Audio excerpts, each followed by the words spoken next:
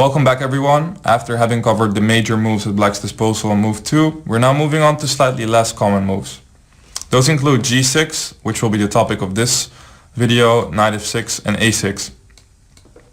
G6 is a move that is pretty much only used by players who are familiar with accelerated dragon for Black, which is a very solid opening and actually is sort of signified by the structure that we've been studying in several of our lines, the Maroczy structure. Although the character over here is a little different, as we still see that the bishops are on, and over here Black has quite a lot of lines at his disposal. One line that I used to play a lot as Black many years ago was the move Knight to G4 over here, and this already sort of shows that there are some lines in this variation which do not really resemble the types of positions we studied, even though it is in itself a Maroczy structure. So 3c4 is definitely a move that I would recommend people to study if they're interested, but I think there's a lot easier solution to this problem of G6. One thing I would like to note is that if you want to go for the main lines, do not go for d4 first, because after c takes d4, knight takes d4, most players will probably play knight c6 or bishop g7 against you, leading to the same positions. But there are some players who are also familiar with the Sicilian dragon, which they can now force by playing knight to f6, knight c3 and d6. So knight f6 is a move that not so many people know about. Obviously it's pretty much forcing knight to c3, because after e5, queen a5 check, we see that we're losing a pawn, which is a typical trick. However, in this video I'm going to be looking at a different line, which is d4, c takes d4, queen takes d4. And I think this is a line that recently got a little bit of attention from people, because it seems to be a fairly easy solution to a line that is traditionally quite complicated for white to play against and to study. So the idea is quite simple. Obviously one take the rook on a h8, and Black is more or less forced to play knight f6. Now e5 is an interesting move over here, but in my opinion after knight c6, queen to a4, knight d5, queen to e4, knight to b6, Black is sort of doing alright by later sacrificing his central pawn for some active play. So this is a line worth studying, but I think the better move here for white is to play knight to c3. So knight to c3 is clearly threatening e5 now, because if Black, for example, were to go bishop to g7, he no longer has this option of playing knight to d5 over here, nor knight g4. So this would be quite unpleasant. And therefore Black usually plays the move knight to c6 here immediately. Here we also go for queen a4, and at this point Black has two major options. He can go bishop to g7, which I think is dubious, actually leads to the same position we just looked at, and Black is forced to play knight to g8. And I'll give a couple of moves over here, but I think the line is quite straightforward, and at this point not many Black players dare to go for this anymore. So f6 has to more or less be played over here to free up the piece play in the center for Black, because it's hard to develop otherwise. We should take on f6 and play long castle, followed by bishop to b5.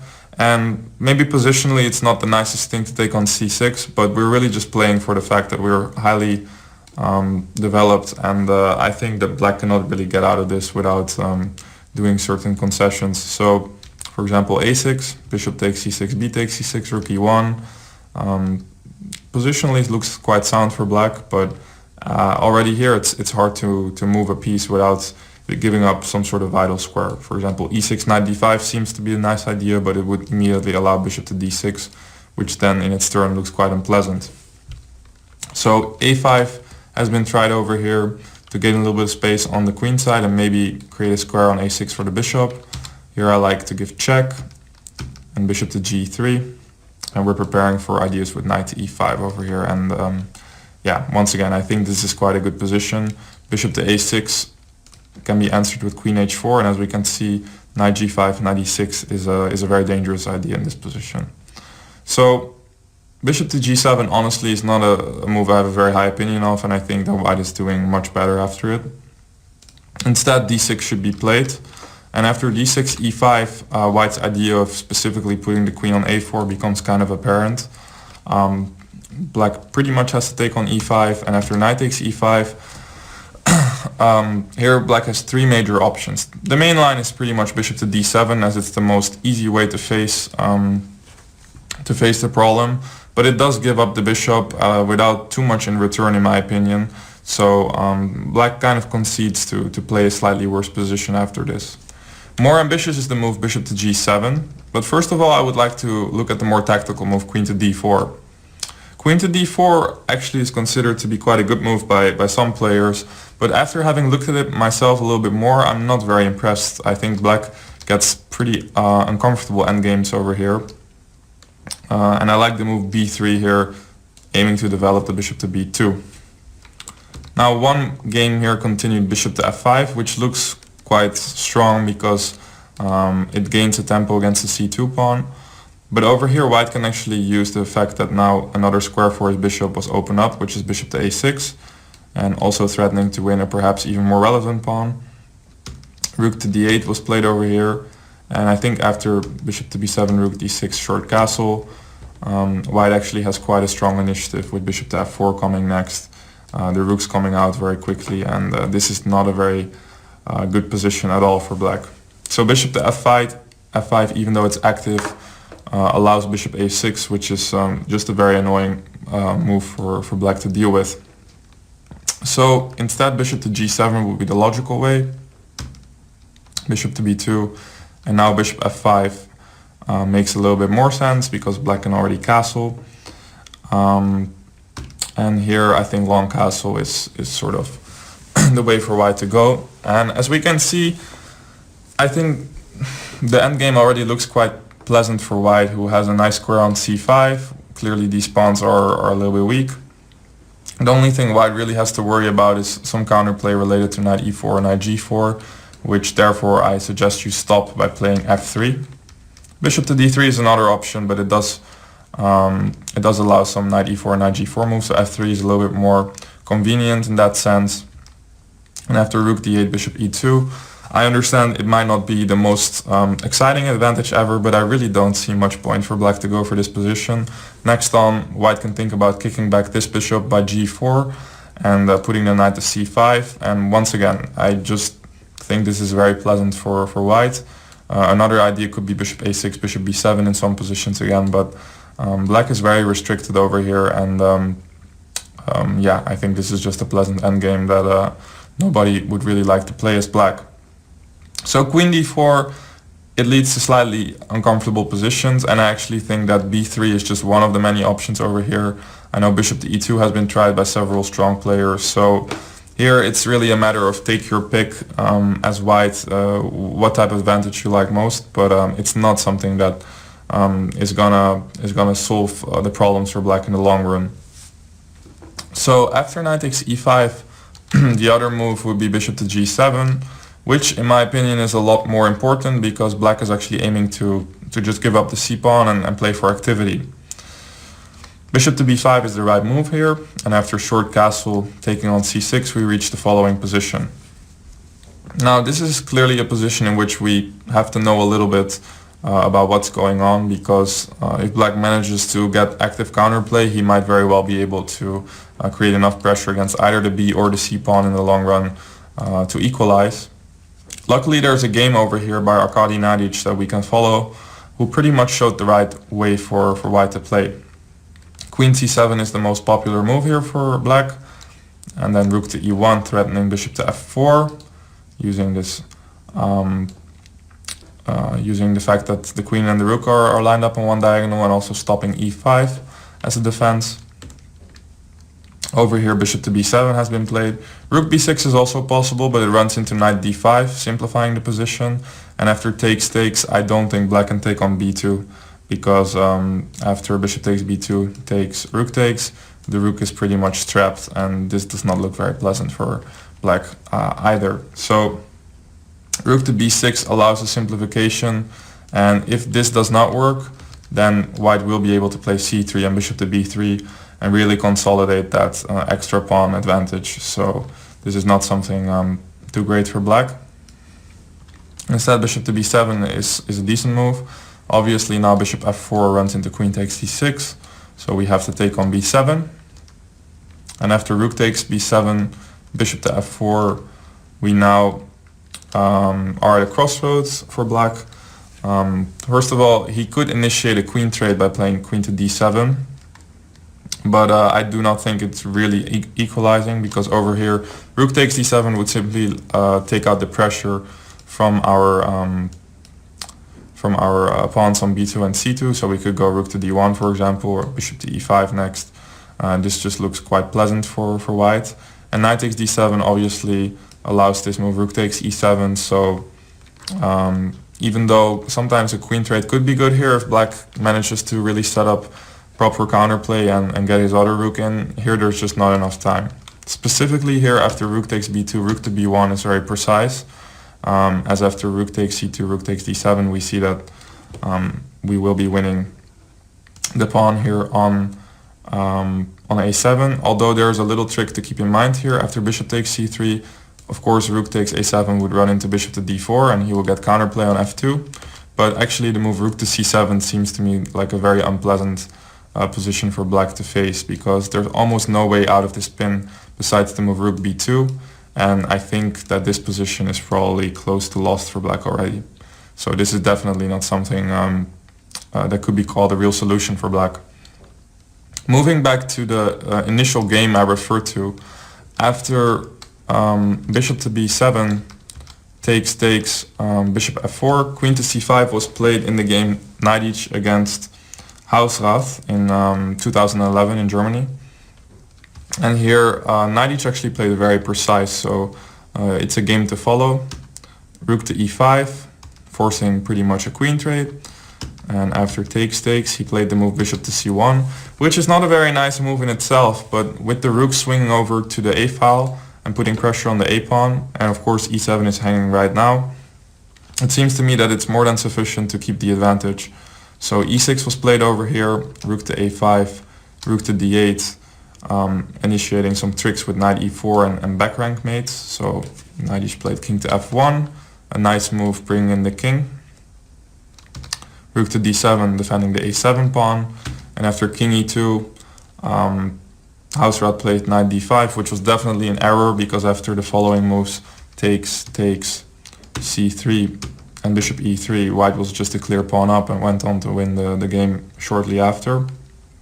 Instead, the move knight e4 might strike you as more annoying to face, but once again, I think with precise play, white can hold on to the pawn here and really just have a close to winning position. Knight to d1 specifically is very precise here, and this is another idea you want to keep in mind here. If you can get to play c3 and of course retain your pawn on b2, then you're really taking out the biggest pressure, which comes from the bishop on g7. So in this case, c3 would be next, and then probably rerouting the knight to e3 and finding a more active spot. But as long as white can hold on to his pawns here and then slowly but surely bring his pieces out, I think there's no doubt that white is much better.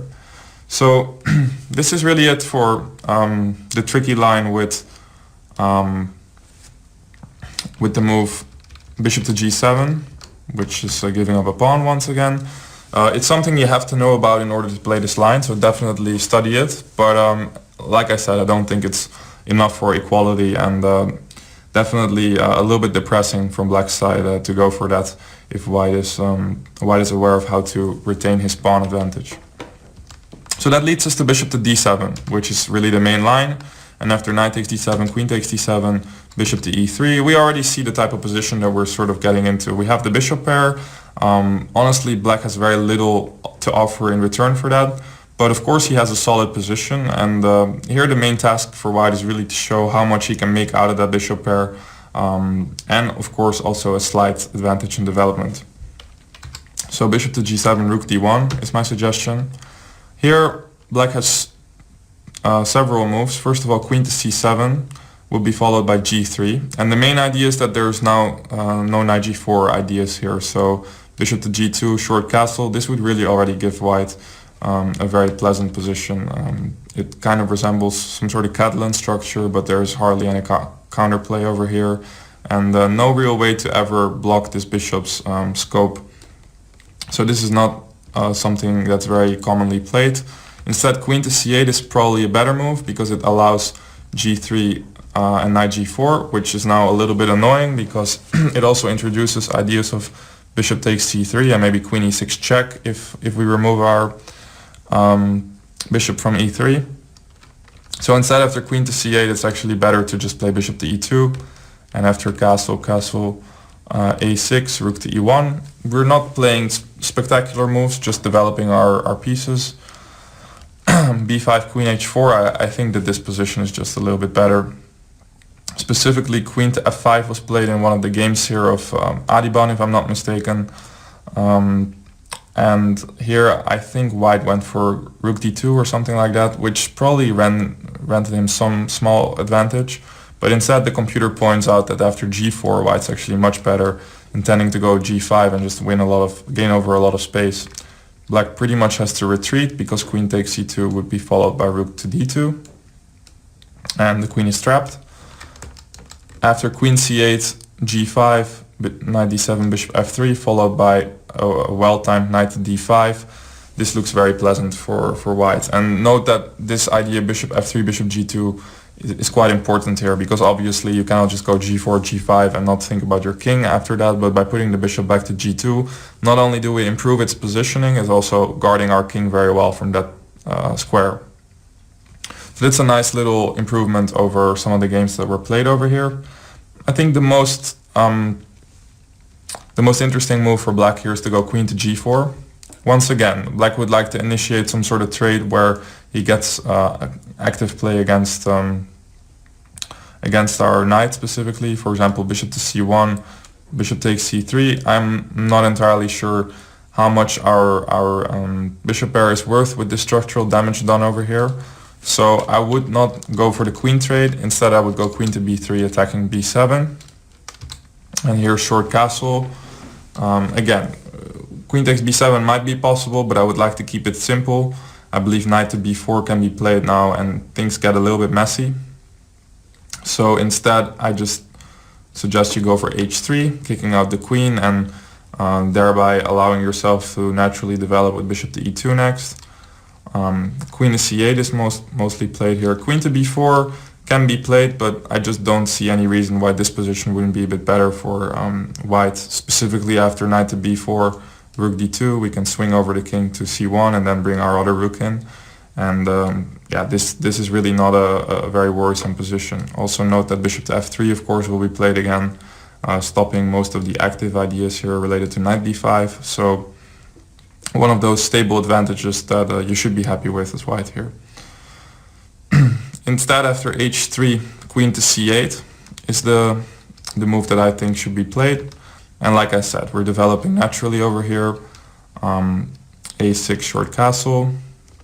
b5 is a bit premature over here. I just don't really see what black can do after a4. After b4, knight to d5, it looks like this is more of a weakness than anything else. And knight to a5 can be answered with queen to b4.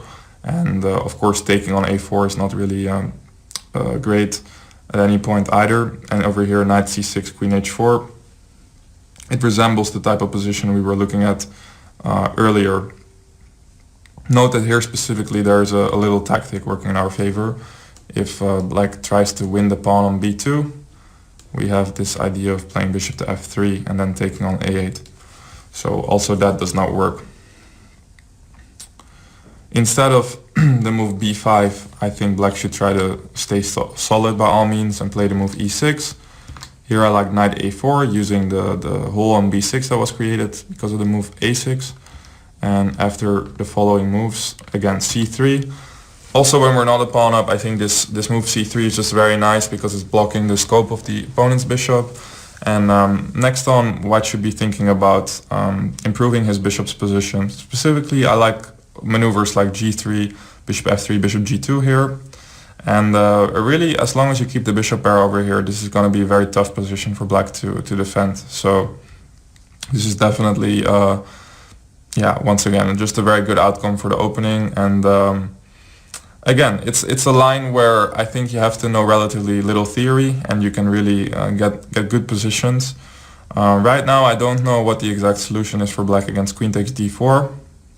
I've not yet got a chance to play it myself, but I might very well try it after looking deeper into this. So I hope you enjoyed this recommendation, which really now finishes your repertoire against any accelerated dragon players. We've got a repertoire against both knight c6 over here and g6. So you're covered against those players. Next on, we're going to look at slightly more goofy lines like knight to f6 and the O'Kelly variation with a6. And that's it. That will be your Sicilian repertoire. So I hope you're enjoying the ride so far, and we'll have 2 more videos to go. Thank you for watching.